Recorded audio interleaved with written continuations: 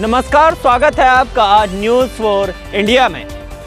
संसद से लेकर सड़क तक, कानून से लेकर सरकार तक, जमीर से लेकर जमीन तक, मैदान से लेकर खेल तक, राजनीति से लेकर अपराध तक, देखते रहिए न्यूज़ फॉर इंडिया।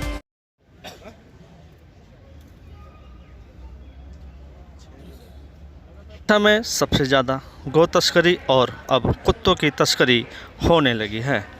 उड़ीसा से शख्स ने बताया कि अगर वहां पर कोई आवाज़ उठाता है तो या उसका परिवार या फिर उसको ही समाप्त कर दिया जाता है।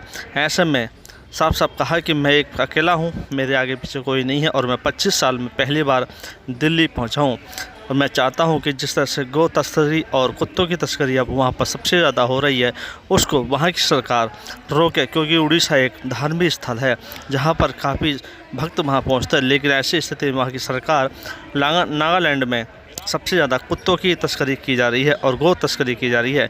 वहाँ की एमसीडी सरकार जो है, एमसीडी द्वारा उनको भेजा जाता है और बेचा जाता है। ऐसे में माहौल ख़राब हो रहा है। उड़ीसा सरकार से मांग है कि उसको तुरंत रोका जाए। बाकी खुद ही सुनिए खुद क्या कह रहे हैं। जब उसके ऊपर प्रेशर आ गया कि तुम्हारे स्टेट में इतना स्ट्रीट डॉग है। दिम्न चौधरी, मैं उड़ीसा से हूँ। क्यों दिल्ली आना इसलिए पड़ रहा है बार बार कि उड़ीसा सरकार तो उठ नहीं रहा है, ना ही हम अपने लिए कुछ कर रहे हैं। गौ माता पशु सुरक्षा आइन के लिए कर रहे हैं। अगर दुनिया बदल रहा है, समय के साथ ताल लेके सब बदल रहे हैं, प्राइम मिनिस्टर बदल रहा है, रूल बदल रहा है, स्टेट बदल रहा है, तो पशु सुरक्षा आइन वही 1960 का पकड़ के बैठेंगे। सब बदल रहे हैं। बदलते बदलते मैं अभी यूसीसी में आ गए, वन इंडिया वन नेशन। तो वन इंडिया वन नेशन में तीसरा शादी जो विवाह फैमिली वाला एक्ट सब होगा, आपका आरक्षण से लेकर सब है, बट पशु का कुछ नहीं है। तो अगर वन इंडिया वन नेशन है, हर स्टेट में सुरक्षा आइन के दाबी के लिए हम एनिमल प्रोटेक्शन पशु सुरक्षा के लिए हम कर रहे हैं। उड़ीसा में पिछले 25 साल से एक ही सरकार है जो कि नवीन सरकार हम बोला जाता है, उनका पार्टी बीजेडी। सब जानते हैं कि इंडिया में सबसे नंबर 1 चीफ मिनिस्टर नवीन बाबू जाते हैं, क्योंकि आज के डेट में नवीन बाबू के अगेंस्ट में कोई भी एक एलिगेशन नहीं आया है। तो इंडिया वाले जानते हैं कि नवीन सरकार और उड़ीसा वाले बहुत शांत और बहुत स्वभाव वाले राज्य है। वो चुपचाप अपने जगन्नाथ धाम और संस्कृति के हिसाब से रहते हैं, बट जो दिखाया जाता है वो नहीं है। उड़ीसा से आज तक 22 साल हो गया, कोई ऐसा अकेला बंदा विदाउट पॉलिटिकल सपोर्ट में आके दिल्ली में बैठा है। ये पहली बार है जो कि मैं आया हूँ। उड़ीसा का ओरिजिनल रूप दिखाने। उड़ीसा को हम लोग जो बोल रहे हैं कि शांत स्वभाव और अपने प्रकृति संस्कृति के साथ जीते हैं, वो नहीं है, दबा के रखा गया। जैसे बोलते हैं ना आपका कम्युनिस्टी सरकार, एक छत्रवादी, वैसे ही हैं नवीन बाबू। उड़ीसा को दबा के रखे ना। देखिए मुख्यमंत्री ना ही मैं कोई अपोजिशन पार्टी से हूँ, ना है मुख्यमंत्री से मेरा कोई लेन देन नहीं। अगर मैं उन पर उंगली नहीं उठाता, अगर पिछले 6 महीने से मैं उड़ीसा में अगर ये पशु सुरक्षा आइन के लिए नहीं बैठता, मैं 6 महीने से बैठा हूँ दिल्ली में आके। मैं 21 और 24 बैठा। यहाँ का होम मिनिस्टर और यहाँ का पीएमओ को मेरा डिमांड गया, वो रिसीव किए और मेरे को एक रिसीव कॉपी दिए। इसका मतलब है आप सुन रहे हो, करोगे नहीं करोगे वो बात की बात है। उड़ीसा क्या आइन लाना चाहते हैं? जो 1960 वाला आइन, 1960 के ज़माने में हम नहीं है, हम 2023-24 में चल रहे हैं। हाँ, तो 60 वाला पुराना नियम उस टाइम में हम धोती पहनते थे, आज पैंट पहन रहे हैं।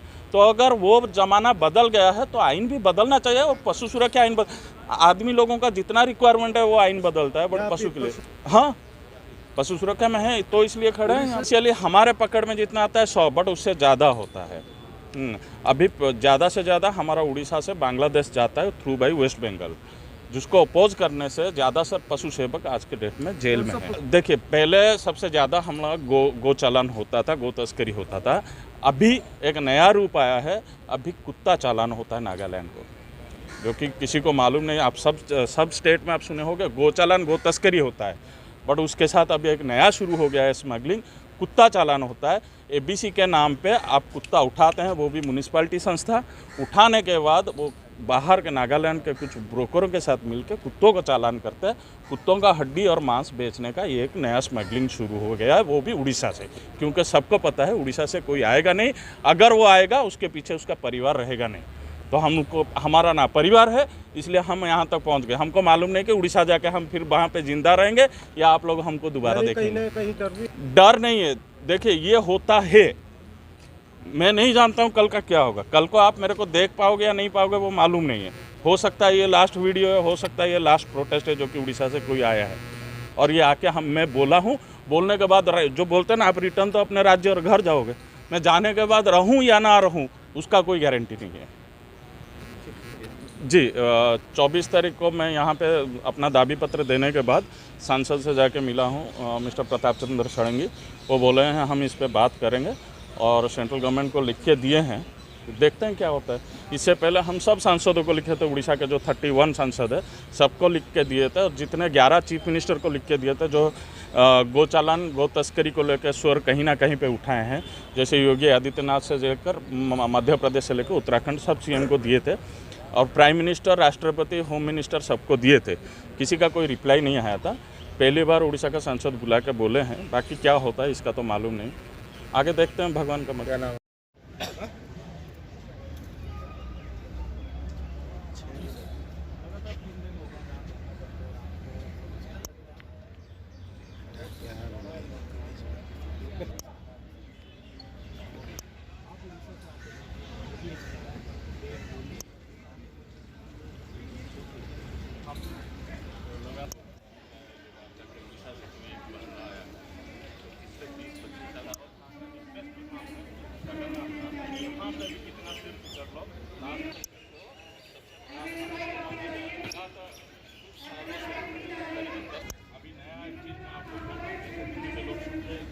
हैरान हो रहे हैं, होता है स्ट्रीट डॉग, पेट एनिमल जो घर में हम लोग कॉस्टली वाला कुत्ता रखते हैं ना, वो नहीं होता है। स्ट्रीट डॉग इसलिए तस्करी होता है। ये मुद्दा एक नया है क्योंकि उनको रोकने वाला ना उनका कोई आइडेंटिफिकेशन है, कितने नंबर आज के डेट में करने में नाकाम है। जब उसके ऊपर प्रेशर आ गया कि तुम्हारे स्टेट में इतना स्ट्रीट डॉग है। नमस्कार, स्वागत है आपका न्यूज़ फॉर इंडिया में। संसद से लेकर सड़क तक, कानून से लेकर सरकार तक, जमीर से लेकर जमीन तक, मैदान से लेकर खेल तक, राजनीति से लेकर अपराध तक, देखते रहिए न्यूज़ फॉर इंडिया।